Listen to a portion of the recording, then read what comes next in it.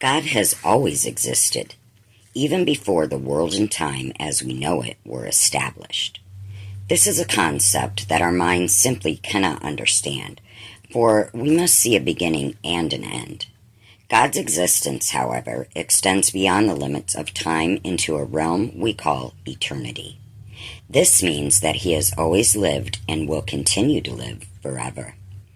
At some point in the endless span of God's existence, he began to create the earth and divide time into periods as we on earth measure it. Before this, the realms of our world were covered in darkness. Through this dark, shapeless space, God's voice said, "Let there be light," and piercing rays of light began to shine for the first time. God was pleased with the light, and he separated it from the darkness. The light he called day, and the darkness he called night. Next, God separated waters that form the earth from the moisture that makes up the clouds and the sky. The great expanse of sky that filled the space around and above the earth was called the heavens. God was again happy about his creative work. Then God said, "Let the earthly waters be gathered together to form oceans and rivers and lakes, and let the dry land appear." At his bidding, it was so, and the world began to take on the shape that we know, with masses of dry land separated by bodies of water. The dry land was called earth, and the waters were the seas. When God saw how pleasing the new earth was, he caused plants, trees, and vegetation of every sort to bloom and grow upon it. Each had its own seed so that its kind could grow again and again. The world was now a garden with shady trees bearing fruit of every sort and grassy meadows dotted with flowers. God said, "Let there be lights in the heavens to mark the days and nights, the sun to rule by day and the moon and stars by night." When the earth was turned toward the sun, daylight reigned. Then, as it rotated away from the light, night began to fall, and the light of the moon and stars became distinct. With the coming of the sun, time was not only divided into night and day, but into seasons as well. The stage was set. The earth had taken on its form, and the heavens were ordered by God's plan. Now God was ready to bring living creatures into being, the last stage of his work. He began by filling the waters with fish and the air with birds. They, like the plants, could grow and give birth to those of their own kind so that they would continue to live. Their music and motion seemed to make God's creation even more complete. Next, he brought forth land animals of every sort, those that walk about on 4 feet and those that crawl. These, too, could produce offspring for which God had so wonderfully provided. God was pleased with his work at this point, and yet something was lacking, something important enough to make everything else appear to be preparation for this great event. God's marvelous scheme was almost complete. The fruitful earth was alive with growing, moving creatures in the water, on dry land, and in the air. Overhead, the sun, moon, and stars moved in their course while God prepared for the final act of creating his work. This time, God used the materials from which he had fashioned the earth, and with these elements, he made a man. Into this man, God breathed the breath of life, and he stood alive, unlike any other creature yet made, because he bore the image of God. He was capable of understanding more things than other living beings. He could love with great depth and respond to God's love. He could communicate with God and be his friend. This man, the final act of God's creation, was given the earth to rule over. The part of the world in which he lived was a lavish garden called Eden. 4 rivers supplied the garden's vegetation with a plentiful water supply, and every sort of fruit and vegetable grew abundantly. Within the boundaries of Eden, various species of fish, birds, and animals could be found. These the man was to learn and call by a name. Man's life in this ideal outdoor home should have been perfect, but as he saw all the living creatures with others of their own kind, both he and God knew that something was yet lacking. "It is not good for you to be alone," God told the man. "I will make a helper for you." So, from the same elements that he had made the man, God fashioned a woman. This woman was a perfect helper for the man. The two could care for each other, work together, appreciate other things that God had made, and love the one who had created it all. God looked upon this first man, Adam, and the first woman, Eve, and he was pleased with them, as he was with all of his creative work. For a time, Adam and Eve lived a very happy, peaceful existence in Eden. God had supplied all of their needs, and he had given them enjoyable things to do in caring for the garden and observing the animals. Only one restriction did he place on them. "Do not eat from the tree of knowledge of good and evil, which stands in the middle of the garden. On the day that you eat fruit from that tree, you must die." Because Adam and Eve were adult human beings, God gave them this chance to choose between right and wrong, just as he gives us the choice today. And it seemed that for a while they were able to obey God's will and keep this single commandment.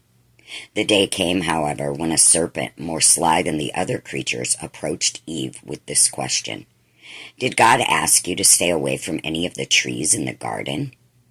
"He told us to eat from any of them," answered Eve. "That is, all but the tree of knowledge which stands in the middle of the garden. If we eat from it, we will die." "Die," remarked the strange serpent. "You will not die. God has told you that because he knows what will really happen. If you eat that fruit, you will discover the difference between right and wrong, and then you will know as much as God does." When Eve heard this, she looked at the fruit again. It did look ripe and delicious. Could it be that it would truly make her as wise as God? Once the thought had entered her mind, she reached for the fruit and ate some of it. She even convinced Adam that he should try some also. But eating the fruit did not make Adam or Eve like God at all. Instead, they both knew that they had done something terribly wrong. For the first time, they felt scared and ashamed and dreaded meeting God. We still feel the same way today when we disobey God's commandments. Adam and Eve felt so guilty that they tried to do an impossible thing. They tried to hide from God. "Where are you?" called the voice of God. Adam knew that he could hide no longer. "We're afraid," he said. "When we heard you coming, we ran and hid." "Afraid of me? Who have you been talking to? Have you disobeyed me and eaten of the forbidden fruit?" Faced with his sin, Adam could not stand it. He turned to Eve and said accusingly, "She made me do it. She gave it to me." So God looked at Eve. "What have you done?" he asked. Eve tried to give an excuse also. "The serpent tricked me. That's the only reason I ate it." At this, God faced the serpent. "You will always be despised more than all other creatures," he said. "Because of this, you will always crawl in the dust of the ground." Then Adam and Eve had to listen to their punishment. Because they disobeyed and chose to do wrong, God sent them out of the garden. Outside, life was very difficult. They had to work hard and get food to grow. They learned to know what sickness and pain were. Eventually, they knew that they would die. At the gates of the garden, God stationed cherubim to keep Adam and Eve from ever returning. They guarded the entrance with a flaming sword that turned in every direction. But even though man had turned from him, God did not desert his creation. He promised that someday he would save them from the punishment and guilt that sin had placed upon them. And as we go through the Bible, we're going to discover just what God's plan was.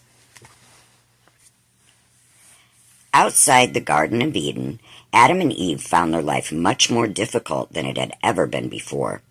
No longer did they have every sort of fruit and vegetable growing within their reach. Now Adam had to dig in the ground and struggle against the weeds in order to produce their food. He tended to a few goats and sheep that produced milk and the skins from which Adam and Eve were clothed. Eve's duties as a woman began at the birth of her first child, Cain, and were increased when his brother Abel was born. As soon as the boys were old enough, they had to help their father with the work that he did. Cain chose to do the farming and spent his time working in the fields. Abel cared for his father's flocks and became a shepherd. One day, the brothers each brought a gift to God. Cain had gathered the best of the produce that he had grown, and Abel had chosen a prize sheep from his flock. Something about Abel's offering and the way that it was given was pleasing to God. On the other hand, God was displeased with Cain's gift. When Cain sensed that his offering was unacceptable, his face grew ugly to look upon. Seeing this, the Lord spoke gently to Cain's conscience. "Why does your face show such anger? If you will do the right thing, your gift will be accepted, just as your brother's was. Be strong and conquer the sin that is within you." But Cain did not listen to God's urging. Instead, he invited Abel to walk toward the field with him. There he sprang at his brother and killed him. "Cain!" God called to the murdering brother. "Cain, where is Abel?" "How should I know?" answered Cain sullenly. "Am I my brother's keeper?" Then God continued, "The blood of your brother calls to me like a voice from the ground. Punishment must come upon you as it fell on your parents when they sinned. The ground upon which your brother's blood fell will no longer produce for you. You will be forced to wander from place to place for the rest of your life." At last, Cain was struck with the weight of his wrong. "My punishment is too great. Those who see me wandering about will try to kill me." "No one will harm you because I will put my special mark on you," answered the Lord once more. As a branded man, Cain left the home of his father and wandered the face of the earth. After Cain was sent from God's presence, he went to live in the land of Nod. There he built a settlement and named it for his son Enoch. His people continued to be vengeful and troublesome, as might be expected of the descendants of one such as Cain. Fortunately, God sent Adam and Eve other children. Among them was a son named Seth, through whom the lineage to Israel and Christ was carried. As these early people began to grow in number, they also increased in their skills and ability to handle the materials they found on earth. They made their first tent homes of animal skins. They began to keep herds of cattle with them to supply milk and its products wherever they went. Some clever men learned the way to forge nature's metals into tools for cutting and gardening. They even discovered the entertaining value of music and fashioned the first crude musical instruments, forerunners of our wind and string instruments. A few people remembered to call on the Lord, their maker and keeper, but most of them fell to the same temptations to which Adam and Eve and Cain had fallen prey. The book of Genesis mentions, as one of the exceptions, a man named Enoch, who, quote-unquote, walked with God. Another of the famous names of this period was Methuselah, known because he was said to have lived longer than anyone else ever lived, 969 years. The faithful men of these times were rare, however. People had not lived many generations upon the earth until God noted that their every thought and deed was evil continually. You can imagine how much sorrow it caused the Creator to know that his creatures were so wicked. God became so grieved that he was sorry that he even made man. The only answer seemed to be to wash the earth clean of its wickedness. And God looked upon the world, which had become so wicked, he found one man who was pleasing to him. This man was Noah. Among all those of his generation, Noah was the only one who remembered the God of his ancestors and tried to live a righteous life. How strange his pattern of living must have seemed to his corrupt neighbors. But God had plans for Noah, that they were destined to make him look even more out of step with those of this time. God revealed to Noah the desire that he had to wash the earth clean of its wickedness with a flood so great that every living thing would be destroyed. "But you, Noah, will receive my special blessing and will be saved," the Lord revealed. Here is the plan I have provided for the safety of you and your family. God's plan was that Noah would build a ship, or an ark, out of gopher wood. It was to be a great ship with cabins and 3 decks, all made watertight. Windows were to be provided for air and a roof built over the top. When the flood rains come, God explained, you and your family are to go inside the ark and to take with you pairs of all beasts and birds. Be sure to store enough food to supply all of you for a long period. So Noah set about to follow God's instructions. Far from any great body of water, he and his 3 sons began constructing the huge ship exactly according to God's specifications. Can you imagine what comments this strange sight must have caused Noah and his neighbors to make? But he kept right at his work until the ark was finished. Then God spoke to Noah again. The time has come for you to take your family and the animals into the ark. When the rains begin to fall, you alone will be kept alive. For several days, a strange procession made its way to the ark. Creeping serpents, running beasts, flying birds of every kind came in pairs and found a place to rest on its decks. Then Noah brought his family, which included his wife, his 3 sons, whose names were Ham, Shem, and Japheth, and their wives. When they were all safely inside and the doors of the ark were closed, it began to rain. From the first, this rain was not like any other. It seemed as though the very heavens had opened up.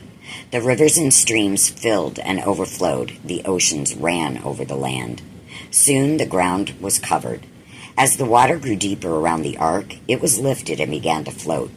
It rose with the flood higher and higher, until even the tallest mountains were covered, and the ark drifted alone on an endless sea. Everything alive on the earth was drowned in the storm. Inside the ark, God kept Noah and those with him safe from harm. For 40 days and nights, terrific rains fell on the ark, which floated alone on an endless sea. Even when the 40 days were over and God caused the flood to stop, there was water everywhere for many, many more months. Winds blew and helped dry it up, but only very slowly did the tops of the mountains begin to reappear. At last the day came when the ark bumped against the dry land on Mount Ararat and rested there to stay. Inside the ark, Noah and his family and the animals waited for the earth to become livable again. How would they be able to tell when it was safe to leave the ship? Noah used some of the birds on board to discover when this time came. First, he sent a raven out. Now, the raven has very strong wings, so it flew to and fro until the waters dried up. Noah was still not quite satisfied when the raven failed to return to the ark. Once more, he selected a bird, this time a dove, and set it forth. Doves are not as strong as ravens, and when the dove could find no trees in which to rest, she flew back to the ark. Noah waited a week and then let the dove fly out again. This time she came back with a leaf in her mouth, and Noah knew that trees were beginning to appear. When another week passed and Noah released the dove, she, like the raven, did not return. At last Noah knew that the earth was dry. Still, he waited for God to give the command, "Go forth from the ark."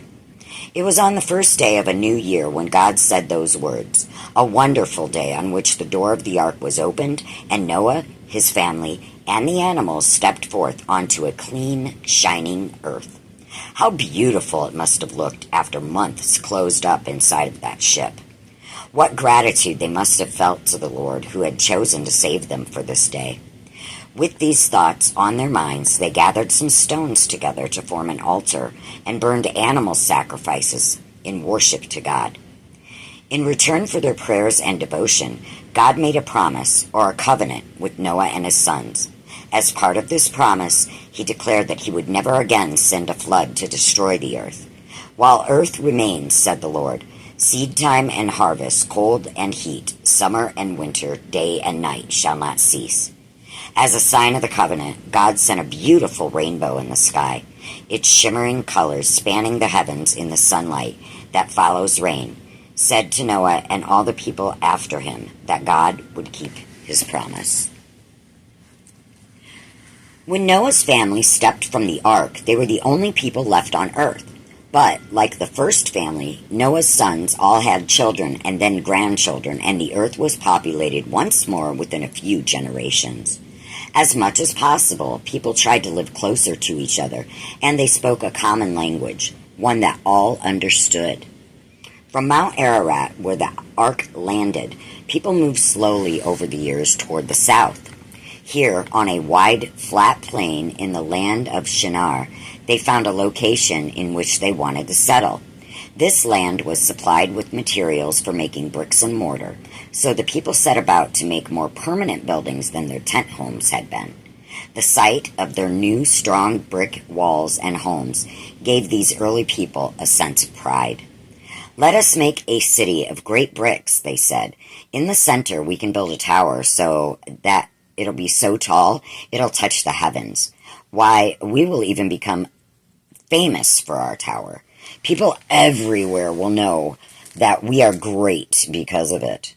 The foundations of the tower were laid and the building begun. As the bricks were stacked higher and higher, the people felt more and more important. They were pleased with their wonderful idea. But God was watching the builders of that tower. As he heard them boast of their importance, he was displeased. He knew that their pride would soon cause them to think more of the things that they had than they did of him. So God confused the language of those people. He made them speak differently, and they were unable to understand one another. When one man gave orders, no one understood how to follow them. With such a confused state of affairs, the building of the tower soon ceased. Gradually, people found themselves grouped with others whom language they could understand. One after another, they moved away and left the tower unfinished. Later, this city came to be called Babel, or confusion, in memory of the confusion that resulted when everyone spoke a different language.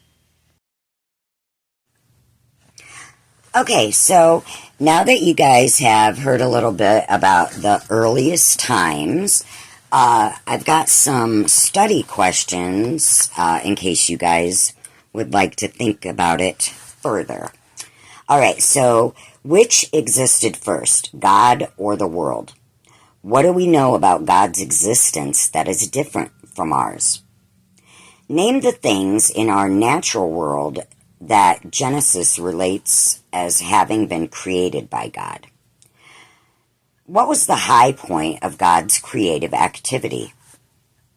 In what way was man different from the rest of God's creation? Describe Adam and Eve's home. What was the one rule God asked Adam and Eve to obey? Who persuaded Adam and Eve to disobey, and how did he do it? What was the penalty for sin? Who were the first children born into the world, and what were they like? What was God's reaction to Cain and Abel's offerings? Think about Cain's sin and its consequences. In what ways did people on the earth develop during those earliest times, and in what ways did they fail? Why did God decide to send the flood? How did God plan to save Noah and his family, and why did he want to save them? How did God preserve the earth's animal life? How did Noah tell when it was safe to leave the ark? What were Noah's first actions when he left the ark? What was God's covenant and promise to Noah? What was the sign of that promise? Why did men want to build a tower? And why was the tower never finished? Well, I really hope that you guys have enjoyed my Bible read segment called Word. And on the next episode, we are going to discuss Father Abraham. So until next time, blessed be.